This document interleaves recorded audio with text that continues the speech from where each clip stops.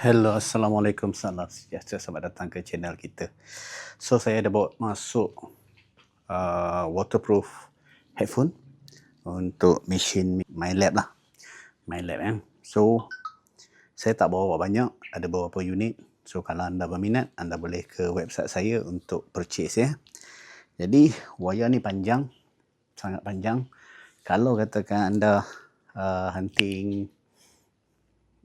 relik, anda perlu letak mesin. Kalau anda perlu letak mesin pun masih boleh, dan wayar dia masih panjang. Ada satu klip ni untuk lekat ke baju anda, dan yang headphone ni anda boleh pakai dekat anda punya telinga. Dia tak ada kiri dan kanan, dan bila anda pakai ni dia sangat kedap. Kalau anda gunakan untuk waterfall, dia memang fully waterproof ya. Dan ia boleh jadi sebagai earplug plus headphone. Jadi anda tak perlu lagi pakai extra earplug. Cukup hanya dengan ini dan anda boleh hunting dalam air. Waranti untuk produk ni 3 bulan. Nanti kita akan tunjukkan detail lah. So, ya. Okay. So, cukup panjang. Dan kabel dia agak tebal. Nanti saya tunjukkan. Baik. Bila kita dah habis hunting, kita dah tak nak pakai, so kita just boleh simpan dia macam ni. Kita boleh simpan macam ni.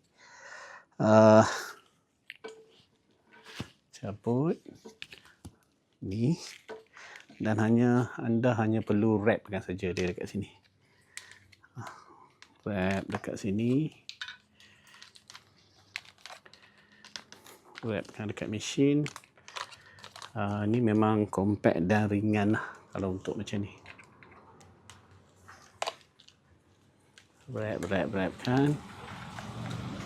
Dan kemudian anda clipkan wire tu.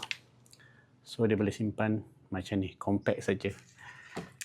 So ringan, mudah dibawa. Harga mampu milik untuk orang yang tak ada headphone lagi lah. Sangat senang bawa.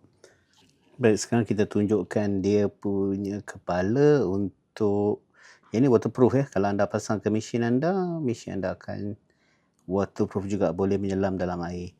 So kabel dia agak tebal. Kabel untuk bawah ni dia tebal.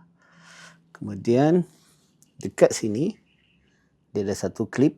Klip ni boleh lekatkan kat baju lah, kalau tidak dia berbuai. Kemudian wire ni halus sikit lah. Wire ni halus sikit. Kemudian ini dia macam earplug.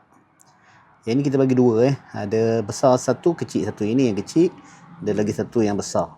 So yang ini harga anda check dekat saya punya website.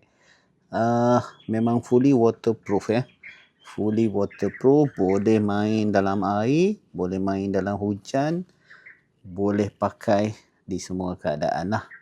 So panjang wire ni 1.9 meter. 1.9 meter. Maknanya cukup panjang untuk kita hunting. So kalau kita bandelkan dia tu kecil je. Lebih kurang macam ni je. Senang bawa. Kalau nak simpan buat spare pun bagus. Ya. Ni headphone waterproof. Untuk mesin yang pakai head yang macam ni. Ini memang waterproof lah. So boleh ke website kita.